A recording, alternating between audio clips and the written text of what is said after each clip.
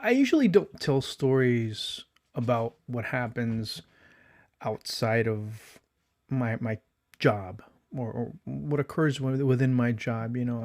As far as behind the scenes with people, I do share them with individuals that I'm close to. My family, my friends, and we sit back and we laugh. And one that I consistently remember, actually two.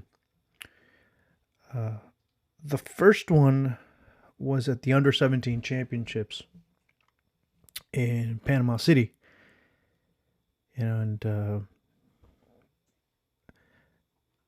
one of my very good friends happened to be there, and he started to see what I did. And it was the final of the under 17 championship between Mexico and the United States.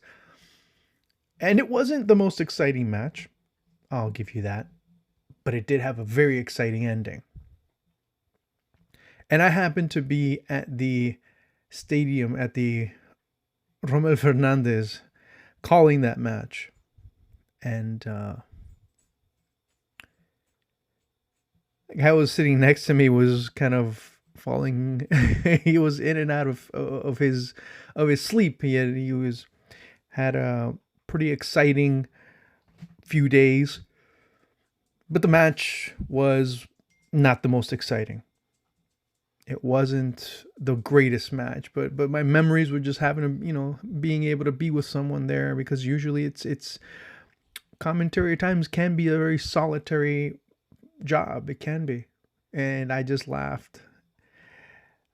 Fast forward a few months after that, and I happened to be in Colorado. I happened to be at Mile High, and calling Mexico Jamaica.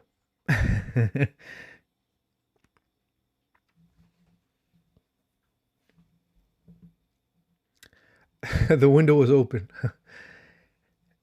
and smoke was coming in. It was.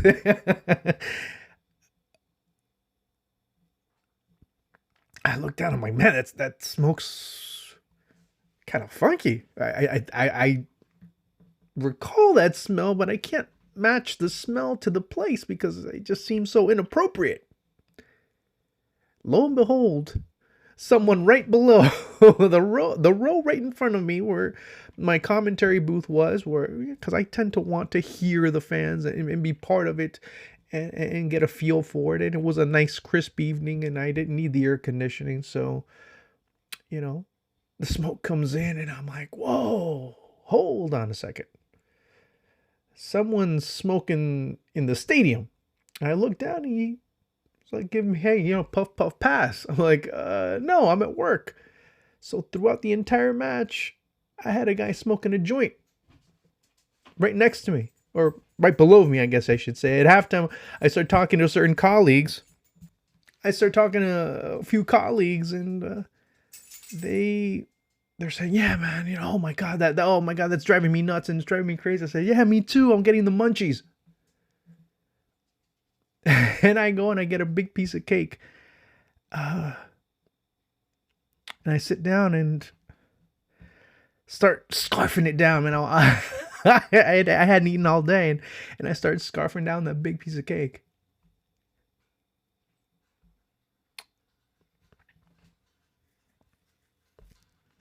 I tell you this because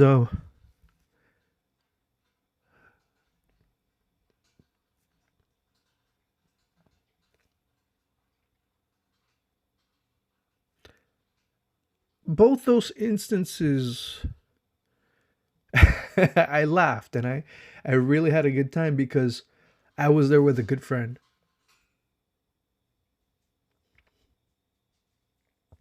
And I have one of the things that has given me a great deal of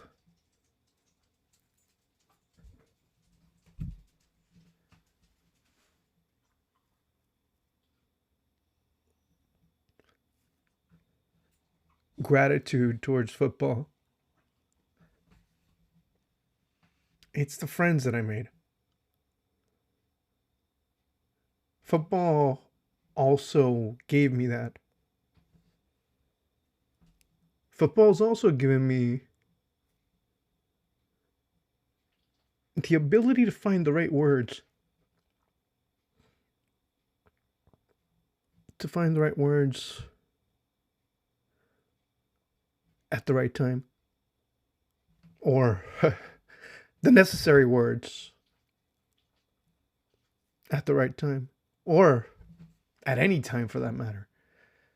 Because no time is the right time, I guess you could say, or you know, no time is the right time to be saying goodbye to somebody.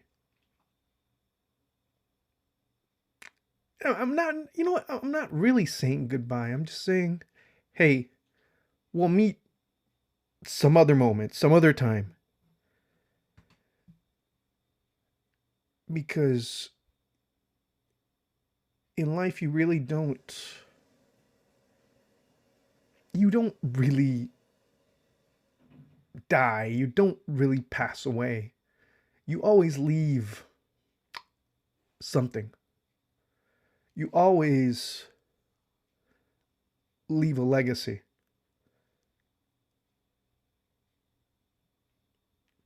That's what my boy Jim Hart did.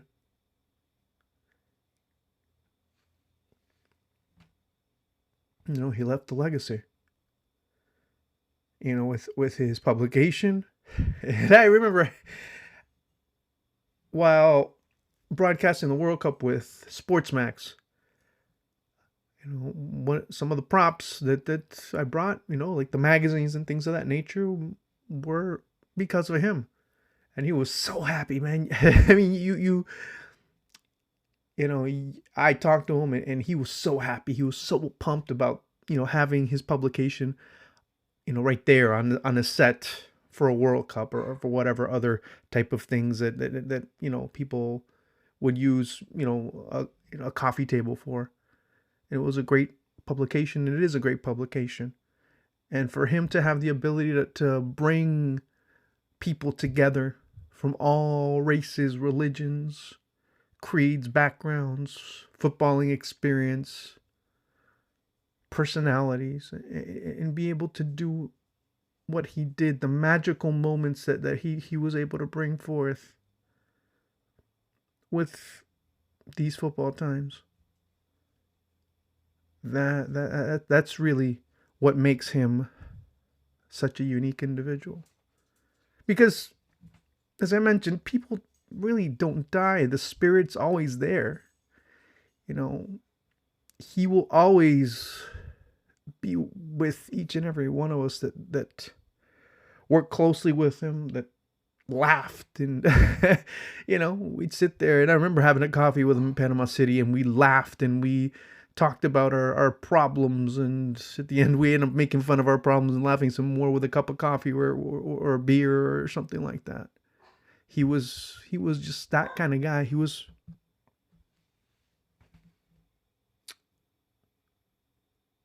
That's what made him special. That's what made him such a great human being. And of course I feel sad, and a bit heartbroken.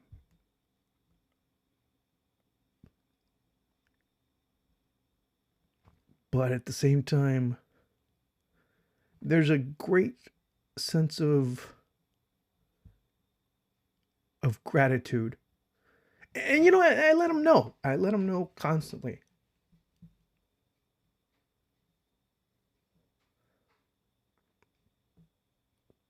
I let him know. I uh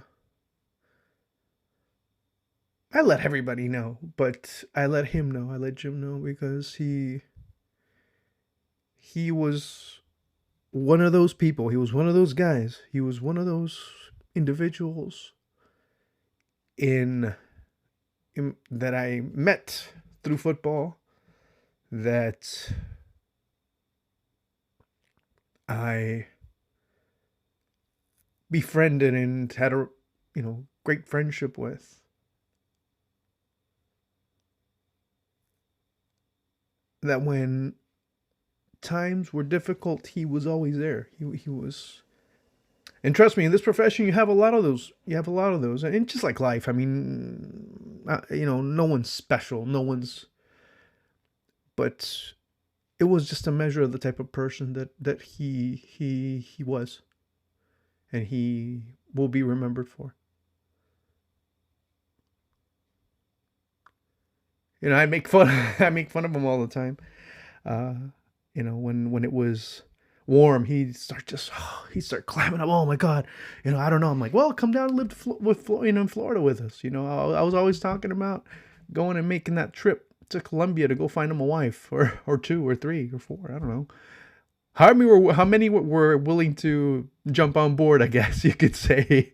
And he was like, hey, whatever, and we had that trip pending. You know, you it was through serious talks and cracking dirty jokes at inappropriate times. That's what makes friendships, and that's what set the relationship. That's what set a friendship, a great friendship that we had. You always think there could be more. You always think that friendships are gonna last forever, but these are the times that you not only just are taken aback by the enormousness of nature and humanity, or not even humanity, of just life itself and the preciousness of it,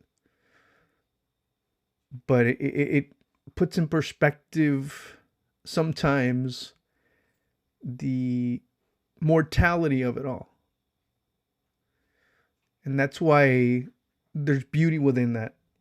And that's why today I had 20 million thoughts come across my mind, and all the conversations that there were, and all the projects, and all the things that we were looking forward to doing, and all the trips that we were looking to do, and the trips that were made. And I think that's the beauty of it.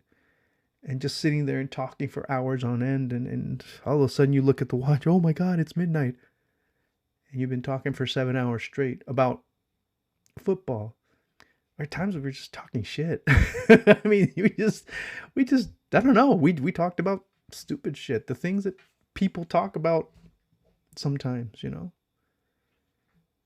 And those are the conversations you remember the most. Those are the conversations that make you remember who's who in life, and that's one of the reasons there'll be a great sense of gratitude. Probably more gratitude will be felt on my behalf and many others than sadness. That's how much of an impact Jim had. I wish I could speak for other people, but I can only speak for myself because of my experiences. And again, I thank him for a lot of things, for helping me with understanding certain things, with perspective about certain things, with overcoming certain fears, overcoming certain doubts, overcoming specific moments where you just want to give it all up. And that was Jim in a nutshell, man. That was him. And, he just had this warm heart with a gangster attitude. He was just that. And he would not mince his words, whether it was to me when I was doing something right, when I was doing something wrong, or to anyone. It didn't matter who you were. What he thought is what he would tell you, and that was for sure. And that was the way he was.